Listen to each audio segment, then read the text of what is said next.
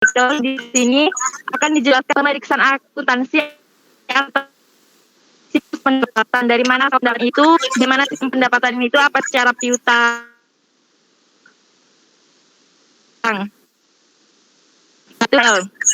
Yang ketiga ada audit atas siklus produksi atau production cycle. Keempat ada audit atas siklus investasi dan pembiayaan atau investing and financing cycle yang mengenai investasi dan juga pembiayaan atau pengeluaran-pengeluaran yang digunakan dalam operasional dan sebagainya. Dan yang terakhir adalah audit atas siklus kas dan investasi atau cash or bank. Andrea mati. Ya, sebentar. Ya. Sebentar Pak, mohon maaf, ini error laptopnya. Iya. Suaranya gila, belum.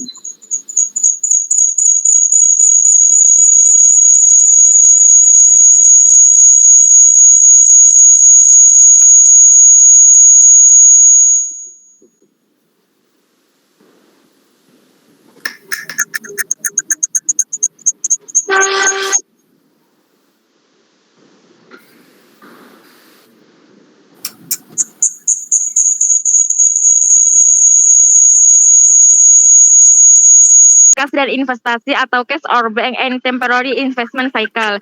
Untuk pada pertemuan kali ini, kami akan membahas mengenai audit atas siklus pendapatan atau revenue cycle.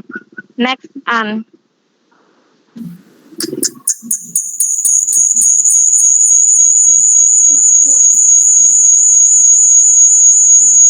Andrea, next.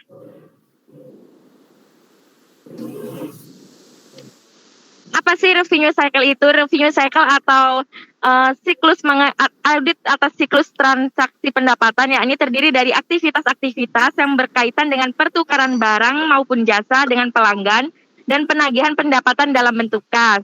Untuk perusahaan dagang, kelompok transaksi yang termasuk dalam siklus pendapatan adalah penjualan kredit. Kedua, penerimaan kas atau penagihan piutang dalam penjualan tunai. Yang ketiga adalah penyesuaian penjualan yang terdiri atas potongan penjualan, retur penjualan, maupun penghapusan piutang tak tertagih. Transaksi tersebut akan mempengaruhi akun-akun sebagai berikut. Yang pertama ada penjualan, kemudian ada kas atau diskon penjualan jika ini merupakan penerimaan kas. Kemudian ada retur penjualan, potongan penjualan, beban piutang tak tertagih pada penyisian piutang tak tertagih, maupun yang ada penyisian piutang tak tertagih. Kemudian jika penjualannya dalam bentuk kas, bisa dalam kas dalam penjualan. Kemudian ada penjualan. Gambar seperti ini sudah dijelaskan oleh Pak Jono pada minggu sebelumnya. Mungkin teman-teman sudah mendapatkan catatannya. Next, An.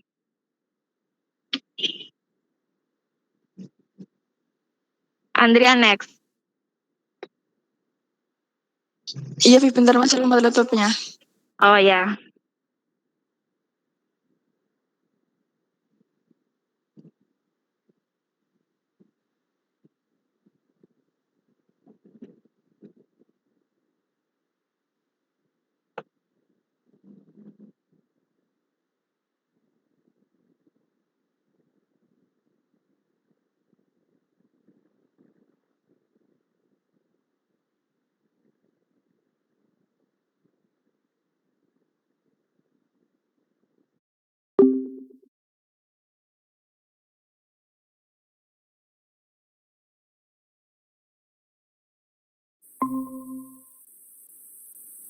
Ya, selanjutnya adalah tujuan audit. Apa sih dari tujuan audit itu sendiri? Tujuan audit untuk siklus pendapatan sendiri berkaitan dengan perolehan bukti kompeten yang mencukupi tentang setiap asersi laporan keuangan yang signifikan menyangkut saldo dan transaksi siklus pendapatan. Kami susun dalam bentuk tabel di bawah ini. Yang pertama adalah kategori asersinya dalam bentuk eksistensi atau kejadian. Kelompok transaksinya, bagaimana tujuan audit spesifik untuk ini dalam transaksi harus memuat catatan transaksi penjualan yang menggambarkan barang-barang yang dikirimkan atas jasa-jasa yang diberikan selama periode berjalan. Kemudian transaksi tersebut juga harus memuat mengenai catatan-catatan transaksi penerimaan kas yang menggambarkan kas yang diterima selama periode berjalan, dan juga catatan transaksi penyesuaian penjualan selama periode berjalan yang menggambarkan diskon yang telah diotorisasi, retur dan pengurangan harga maupun serta piutang tak tertagih. Kemudian dalam kelompok saldo, tujuan spesifik atas siklus pendapatan tersebut berkaitan dengan piutang usaha yang menggambarkan jumlah tagihan kepada pelanggan yang ada pada tanggal neraca. Untuk kategori asersi kelengkapan, untuk kelompok transaksi di mana tujuan audit spesifik ini harus terdiri atas seluruh penjualan, penerimaan kas, dan penyesuaian penjualan yang dilakukan selama periode berjalun telah dicatat. Untuk kelompok saldo sendiri, di dalamnya harus memuat piutang usaha yang termasuk seluruh klaim kepada pelanggan pada tanggal neraca tersebut.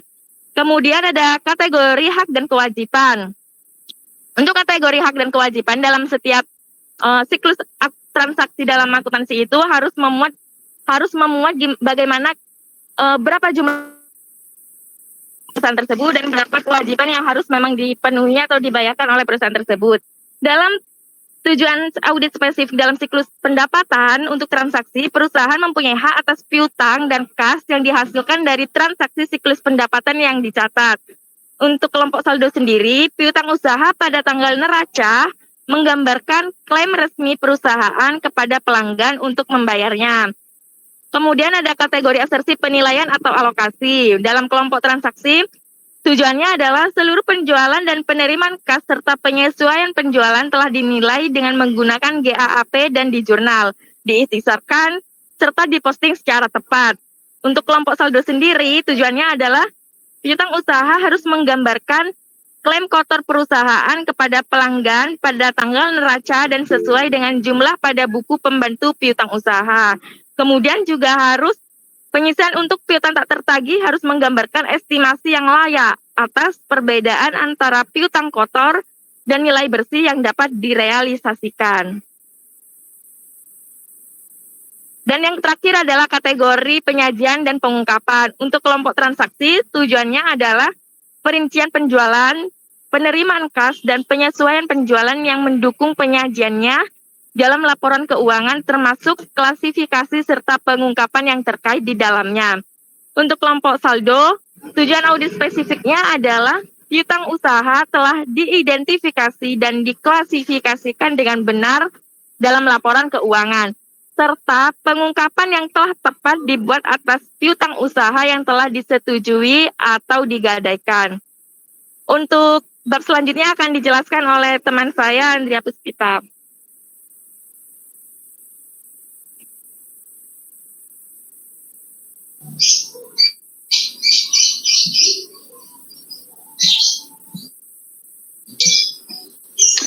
Penggunaan pemahaman tentang bisnis dan industri klien untuk mengembangkan strategi audit. A. Pemahaman bisnis dan industri klien. Strategi audit berdasarkan risiko. Salah satu yang material dalam menilai risiko itu adalah memperoleh pemahaman tentang bisnis dan industri klien, karena itu juga dapat membantu auditor dalam mengembangkan ekspektasi tentang total pendapatan dengan memahami kapasitas klien pasar dan pelanggan klien. Mengembangkan ekspektasi dengan memahami pangsa pasar atau market share dan keunggulan kompetitif klien di pasar. Yang ketiga, mengembangkan ekspektasi tentang piutang bersih berdasarkan periode penagihan rata-rata untuk klien dan industri. Di samping itu, proses menghasilkan pendapatan ini juga memerlukan beberapa beban, seperti harga pokok penjualan, sehingga pemahaman mengenai siklus pendapatan dapat membantu mengembangkan ekspektasi mengeluarkan perusahaan yang terkait dengan siklus transaksi lainnya, dan menilai risiko bahwa laba yang mengandung salah satu yang material belum diaudit. B. Materialitas. Pendapatan merupakan ukuran volume aktivitas sebenarnya bagi setiap perusahaan. Perusahaan pendapatan biasanya melibatkan volume transaksi yang tinggi, dan total pendapatan merupakan hal yang sangat penting pada yang seringkali digunakan sebagai ukuran materialitas. Dalam menilai resiko inheren pada erosi siklus pendapatan, editor harus mempertimbangkan faktor pervasif yang dapat terjadi dalam beberapa siklus pendapatan, serta faktor-faktor yang hanya berkaitan dengan resi tertentu dalam siklus pendapatan. Faktor-faktor ini dapat mendorong manajemen untuk siklus. Satu, memaksakan untuk menyatakan dalam rangka melaporkan pencapaian target pendapatan atau profitabilitas yang ditetapkan atau norma industri dipenuhi karena faktor-faktor seperti kondisi ekonomi global, nasional, dan regional dampak perkembangan terhadap kemampuan bersaing perusahaan atau buruknya manajemen. Untuk menyatakan terlebih tinggi atas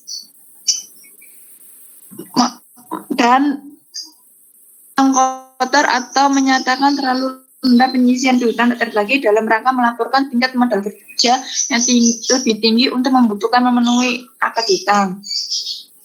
Faktor-faktor lainnya yang dapat menimbulkan salah saji dalam asersi siklus pendapatan termasuk hal-hal sebagai berikut. 1. Volume penjualan, penerimaan kas, dan penyesuaian penjualan seringkali tinggi sehingga mengakibatkan seringkali terjadi kesalahan pencatatan. Yang kedua, penentuan waktu dan jumlah pendapatan yang akan diakui bertentangan dengan faktor-faktor seperti standar akuntansi yang kebutuhan membuat estimasi dan hak pembeli mengembalikan barang. Yang ketiga, pada saat piutang dengan tanggung jawab klasifikasi yang tersebut sebagai penjualan atau pinjaman akan menjadi ranjau. Yang keempat, hutang usaha mungkin salah diklasifikasikan sebagai hutang lancar atau tidak lancar karena kesulitan dalam mengestimasi keuntungan penagihan di tahun yang akan datang atau peristiwa di mana penagihan tersebut kontingent. Prosedur analitis. Prosedur analitis merupakan unsur risiko deteksi bahwa prosedur analitis akan gagal mendeteksi salah saji yang material. Prosedur analitis merupakan cara yang efektif dari segi biaya bahkan pada pengetahuan auditor tentang bisnis dan industri klien. Prosedur ini tidak hanya efektif dalam mengidentifikasi salah saji yang potensial atas laporan keuangan, tapi juga efektif dalam mengidentifikasi masalah yang timbul ketika memberikan jasa bernilai tambah di samping laporan audit. Seringkali auditor akan menyesuaikan prosedur analitis dengan industri klien yang membandingkan pendapatan dengan ukuran proses yang menghasilkan pendapatan dengan sebagai contoh auditor dapat mengevaluasi kecenderungan sebagai berikut. 1. Pendapatan per jumlah jam kerja pabrik perusahaan melaksanakan proses manufaktur padat karya. Yang kedua, pendapatan dari aktiva dalam perusahaan yang melaksanakan faktur modal padat.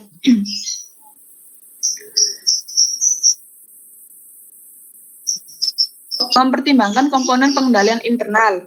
Ada 5 komponen pengendalian internal yang disempurnakan oleh Kuso. Yang pertama yaitu lingkungan pengendalian. Lingkungan pengendalian adalah seluruh aspek yang membentuk perilaku, struktur, standar, dan pedoman yang menjalankan operasional perusahaan. Yang kedua, penilaian risiko. Perusahaan menilai risiko dengan melakukan manajemen risiko yang terdiri dari analisis, tindakan, dan evaluasi. Penilaian risiko juga berkaitan dengan proses pencapaian tujuan perusahaan. Dengan mengurangi risiko, perusahaan bisa lebih mudah mencapai tujuan yang diinginkan, mendapatkan keuntungan maksimal, dan mengurangi kerugian. Adapun risiko yang mungkin terjadi adalah risiko perubahan hukum, situasi politik dan ekonomi, internal front, ancaman pesaing, hingga anomali permintaan pasar. Yang ketiga, informasi dan komunikasi. Komponen informasi dan komunikasi juga tidak kalah pentingnya dengan elemen-elemen lainnya. Tanpa adanya informasi, segala proses pengendalian mulai dari pembentukan kebijakan, analisis risiko, sehingga pengawasan mustahil bisa dilakukan. Yang keempat, pengawasan atau pemantauan. Fungsi pengawasan dalam pengendalian internal adalah memastikan bahwa setiap aktivitas pengendalian berjalan sesuai dengan pedoman atau prosedur. Selain itu, dengan adanya pengawasan, manajemen perusahaan bisa mengidentifikasi langkah-langkah yang lebih efektif tujuan. Pengawasan dapat dilakukan dengan dua hal, yaitu pertama penilaian khusus audit internal maupun keuangan. Yang kedua, dengan mengidentifikasi adanya sinyal peringatan yang berhubungan karyawan dan juga sistem akuntansi. Yang kelima, aktivitas pengendalian.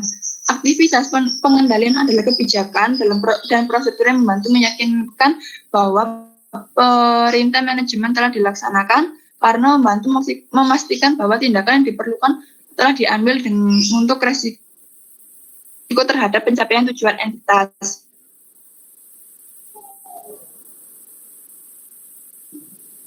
Selanjutnya akan dilanjutkan oleh teman saya, Yunita Chandra.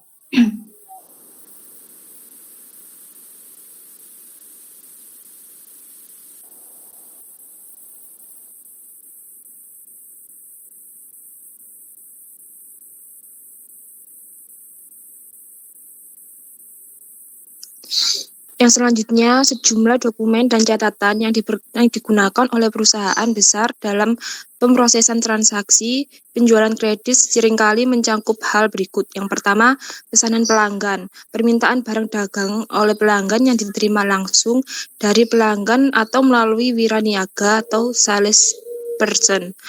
Yang kedua, pesanan penjualan. Formulir yang menunjukkan deskripsi, kuantitas, dan data lainnya yang berkaitan dengan pesanan pelanggan. Pesanan ini berfungsi sebagai dasar dimulainya transaksi dan pemrosesan internal atas pesanan pelanggan oleh penjual. Yang ketiga, dokumen pengiriman. Formulir yang digunakan untuk menunjukkan rincian dan tanggal setiap pengiriman. Dokumen ini dapat berupa bill of lading yang berfungsi sebagai pemberitahuan formal atas penerimaan barang yang dikirimkan oleh kurir. Yang keempat, faktur penjualan. Faktur penjualan adalah formulir yang menyatakan penjualan tertentu, termasuk jumlah yang terutang, syarat, dan tanggal penjualan. Yang kelima, daftar harga yang diotorisasi, yaitu daftar atau file induk komputer yang berisi harga barang-barang yang diotorisasi yang ditawarkan untuk dijual. Yang keenam, file transaksi penjualan, yaitu file komputer yang berisi transaksi penjualan yang telah diselesaikan. File ini digunakan untuk mencetak faktur penjualan serta jurnal penjualan dan memperbarui file induk piutang usaha, persediaan, serta buku besar. Yang ketujuh, jurnal penjualan, yaitu daftar jurnal dari transaksi penjualan yang telah diselesaikan. Yang kedelapan, file induk pelanggan, yaitu file yang berisi informasi tentang pengiriman dan penagihan pelanggan serta batas kredit pelanggan. Yang kesembilan, file induk piutang usaha, ialah file yang berisi informasi tentang transaksi dan saldo dari setiap pelanggan. File ini berfungsi sebagai dasar untuk menyusun buku pembantu piutang usaha. Yang kesepuluh, laporan bulanan pelanggan, ialah laporan yang dikirimkan ke setiap pelanggan yang menunjukkan saldo awal, transaksi selama bulan berjalan, dan saldo akhir. Next, Ambar. Selanjutnya yaitu fungsi-fungsi pendapatan. Yang pertama, memprakarsai penjualan, yaitu permintaan perusahaan transaksi penjualan dengan perusahaan lain.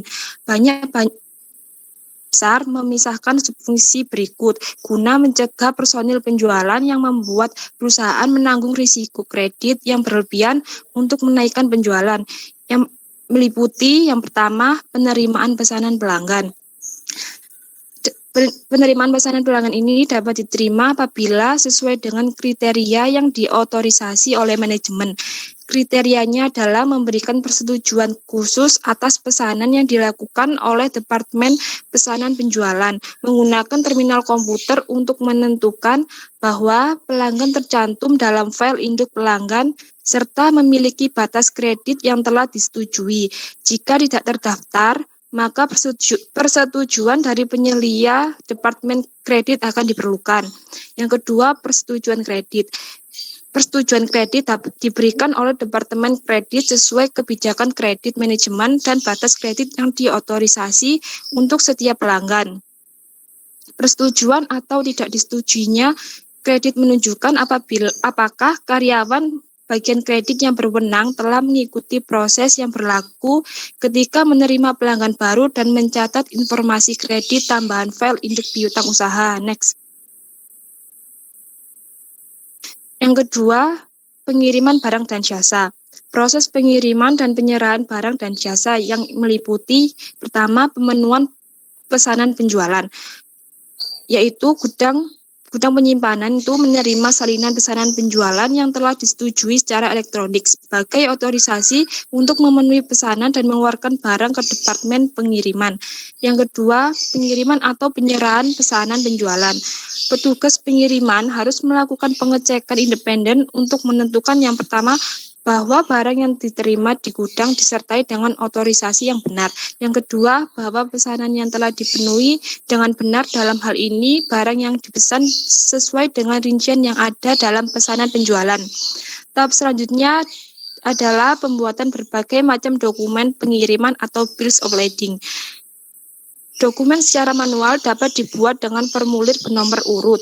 Juga bisa dibuat menggunakan komputer dengan cara menggunakan informasi pesanan yang sudah ada dalam komputer dan penambahan data serta kuantitas yang dikirim, kurir, ongkos angkut, dan sebagainya. Next. Yang ketiga, pencatatan penjualan. Pengakuan formal atas pendapatan oleh perusahaan yang meliputi pertama, penagihan pada pelanggan. Perhatian utama oleh auditor adalah mengenai pelanggan yang telah ditagih. Yang pertama, untuk seluruh pengiriman.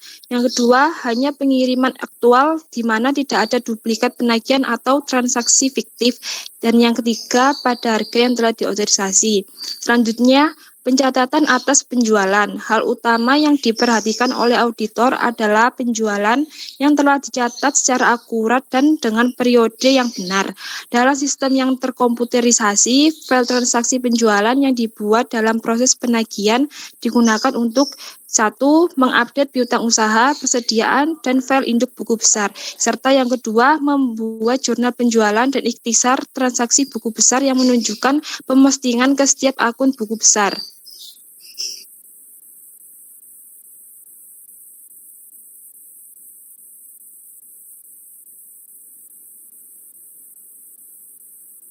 Demikian presentasi dari kelompok 2.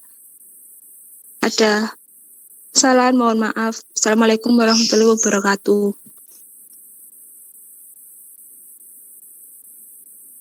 Waalaikumsalam warahmatullahi wabarakatuh. Waalaikumsalam warahmatullahi wabarakatuh.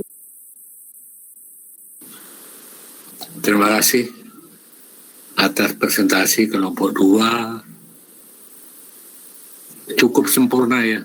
Jadi nilainya mendekati A. Jadi AB+. Jadi materinya cukup baik, penyajiannya juga cukup baik. Nah, untuk materi yang akan datang, yang hari ini, silakan Anda buka yang sudah saya kirim, PPT tentang penerimaan kas. Jadi materi yang terkait dengan siklus pendapatan itu terkait dengan materi penerimaan kas.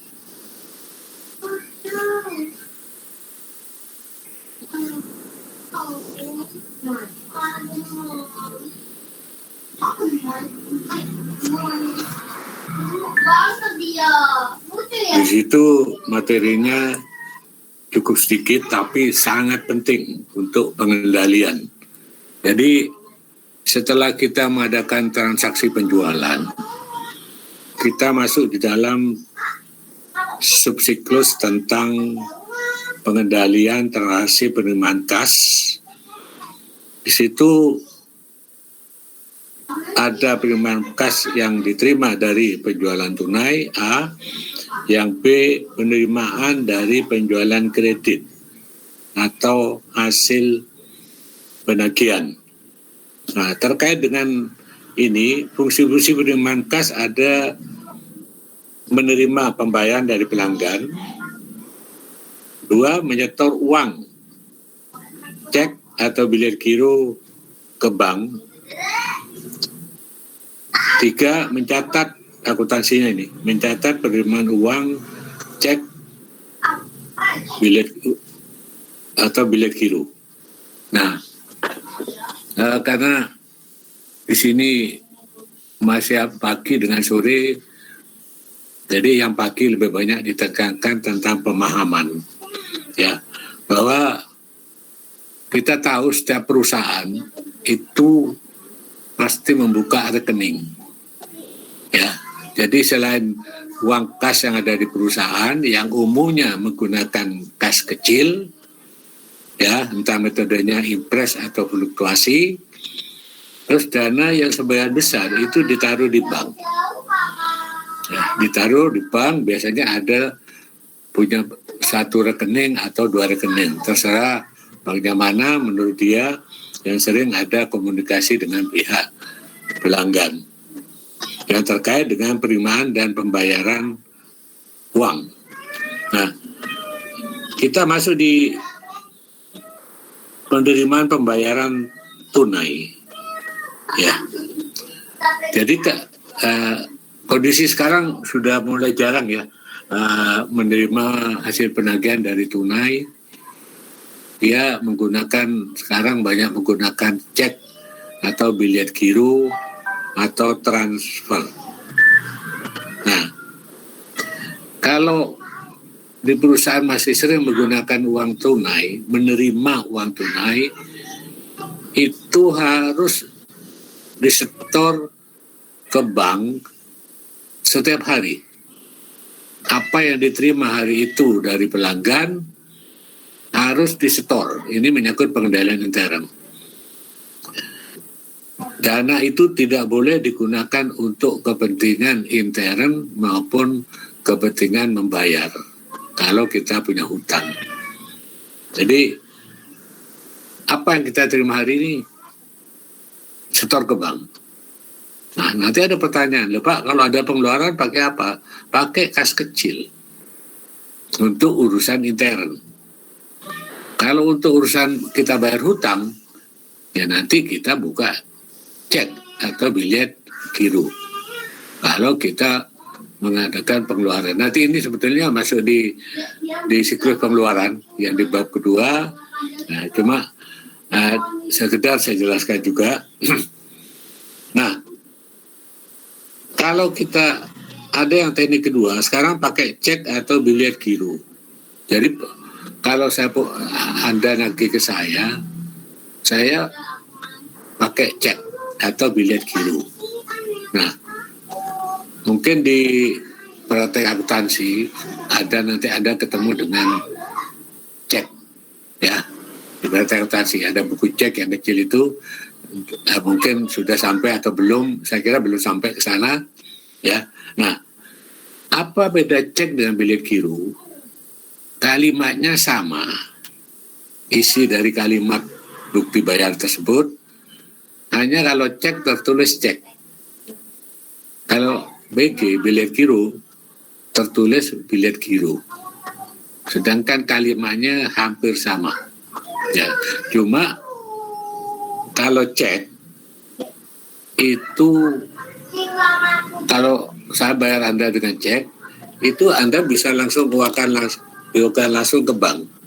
Makanya kalau Anda pegang cek, hati-hati, siapa yang menemukan itu bisa menguangkan uangnya ke bank. Nah, ini hati-hati, karena mirip pembayaran tunai, cuma masih berupa surat berharga. Itu tentang cek. Nah, kalau bilet giro harus menggunakan clearing.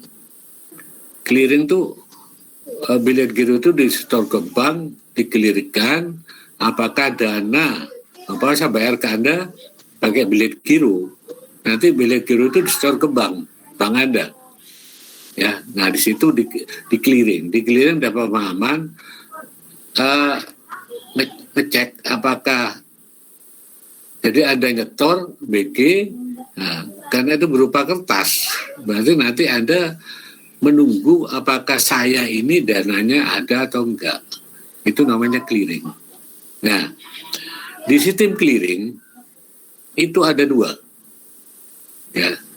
Kalau Anda terima bilet giro, ada namanya clearing lokal, ada clearing lewat BI, lewat Bank Indonesia. Apa perbedaan keduanya? Nah, contoh saya bayar ke Anda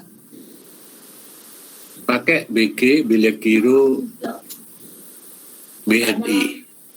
Jadi bilet gironya tertera Bank BNI. Nah, Anda menerima pembayaran tadi dari saya.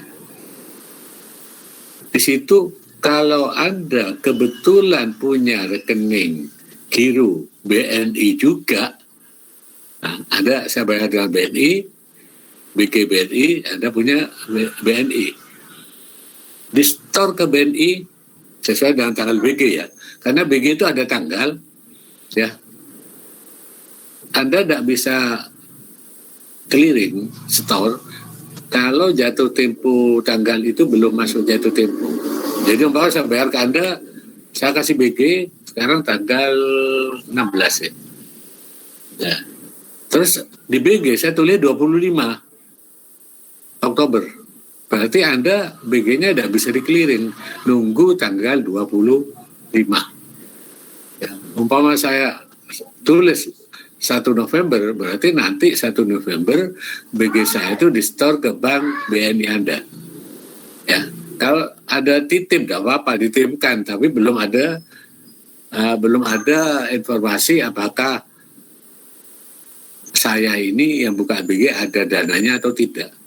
Nah, jadi kalau tadi clearing lokal, jadi Anda punya bank yang sama dengan bilet giro yang Anda terima.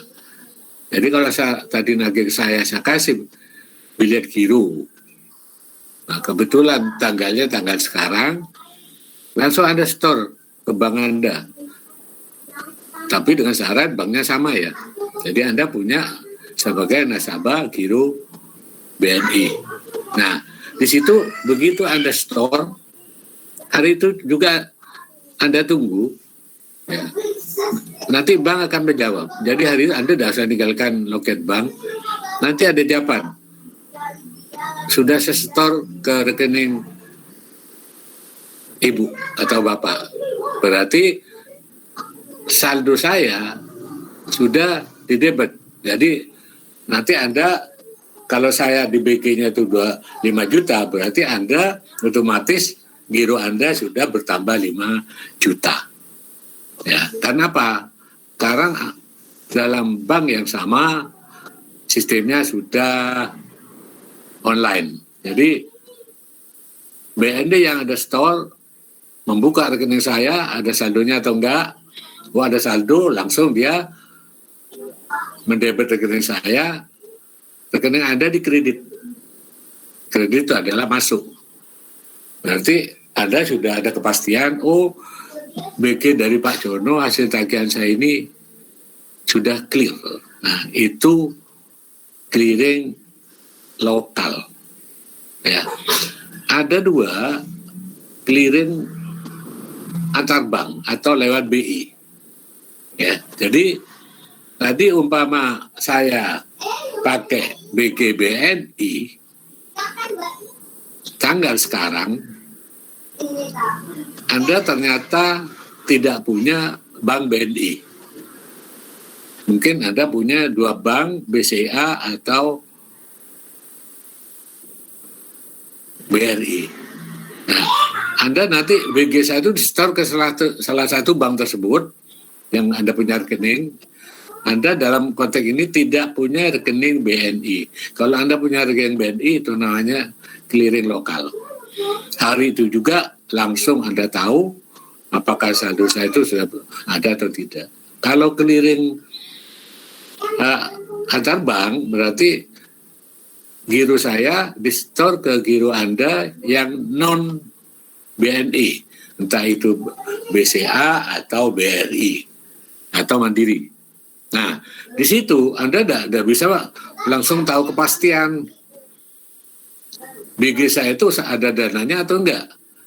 Nanti Anda menunggu clearing. Dalam proses clearing ini, umpama Anda store ke rekening Anda di BCA, nah nanti ada BG saya di store ke BCA, nanti oleh BCA, oleh petugas clearing BCA ke BI, ke Bank Indonesia, ya, nanti ketemu dengan petugas clearing dari Bank BNI. Nah, di situ saling tukar BG. Nah, nanti oleh petugas clearing BNI yang ada yang ketemu di BI, jadi BI yang jadi wasit, ya. Diserahkan ke BNI, petugas BNI pulang. Nah, sore nanti kembali ke BI, nah baru memberi jawaban saldo saya ini ada atau enggak. Nah, baru nanti petugas sore itu petugas BCA Anda ketemu lagi dengan petugas BNI di BCA. Tapi itu yang saya ceritakan ini tidak mungkin satu BG ya, karena lalu lintas giro itu banyak, ya. Karena umum sekarang pembayaran dengan lalu lintas giro. Ya, karena dengan giro itu apa? Kita punya, kalau Anda nagih saya, seolah Anda sudah dapat hasil tagihan berupa BNI tadi. Cuma hati-hati, Anda lihat tanggal clearing, tanggal dari BG tadi. Rata-rata permain sekarang pelanggan itu bisa sebulan. Jadi kalau Anda nagih sekarang, tidak saya buat tanggal 14 Oktober, mungkin saya tulis 14 November atau 14 Desember. Jadi kalau belum jatuh tempo ke tanggal itu, Anda belum bisa, walaupun seolah sudah ada terima tagihan, tapi ya orang bilang apa ya, lego ya, oh ini Pak Jono bayar. Tapi Anda tidak bisa memastikan apakah rekening saya ini sudah ada dana atau enggak. Karena nanti Anda nunggu clearing sesuai dengan tanggal yang tertulis di BG saya. Ya, jadi itu. Ya, nunggu. Nah, berarti di dalam pemahaman tadi, kita menggunakan clearing lokal kalau BG yang Anda terima, Anda punya bank yang sama. Umpama saya tadi, saya nggak kita BNI, umpama saya punya bank BRI. Anda kalau punya BRI, ya store ke BRI. Itu namanya clearing lokal. Langsung mendapat jawaban apakah dananya atau tidak ada. Kalau BG yang Anda terima Anda tidak punya, tidak menjadi nasabah dari nama bank yang ada di BG, nah itu lewat clearing antar bank, di mana wasitnya adalah di BI. Jadi petugas clearing itu ya, pagi itu setiap bank itu ada petugas clearing. Pagi datang jam 9, datang ke BI, di store ke BI, ya nanti BI yang menyerahkan masing-masing BG ke bank yang masing-masing yang tertera dari BG tersebut. Nah nanti jam 4, jam 3, jam 4 itu ketemu lagi, ya BI menerima lagi tentang BG yang diserahkan ke masing-masing bank. Nah, nanti akan ketahuan di situ ada saldo dananya ada apa enggak. Nah disitulah makanya clearing sekarang, kalau clearing yang 5 tahun yang lalu sehari bisa dapat info, tapi sekarang nggak bisa, besoknya baru dapat info apakah dana yang di BG ada store itu ada dananya atau tidak. Nah disitulah kan kenapa sekarang lalu lintas giro itu paling banyak, ya paling banyak. Karena kenapa kok banyak? Karena lalu lintas giro itu membayar tapi lihat tanggalnya, ya. Kalau tidak sesuai dengan tanggal tidak boleh di store atau di clearing ke bank. Nah itu bedanya kenapa lalu lintas giro sekarang cukup padat, ya. ratusan bank membawa ke BI tiap pagi itu bilet giro. Ya, jadi wasitnya ada di BI.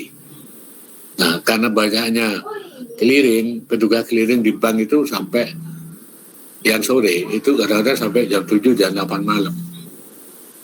Karena saking banyaknya bilet giro yang tersebar di masyarakat. Nah, ada pembayaran yang baru sekarang yang dulu di buku ini belum ada ya. Memang bukunya kayak sudah cetak 50 tahun yang lalu. Sekarang ada sistem transfer. Ya, transfer tuh jadi waktu Anda menjual barang di invoice itu ada catatan. Tolong dibayar ke rekening bank saya nomor sekian. Jadi nanti si debitur membayar itu tidak pakai BG, tidak pakai uang tunai, tapi transfer. Ya. Jadi kalau Anda nagih ke saya, Pak, tolong sudah jatuh tempo. Ya. Saya kadang nggak mau transfer. Saya bayar tapi tidak pakai transfer. Saya pakai bilet giro. Mungkin BG-nya saya buka bulan depan. Ya. Jadi kalau transfer sudah pasti Anda dapat pelunasan di bank Anda. Ya, tapi kalau BG enggak, menunggu tanggal yang ada di bilet giro.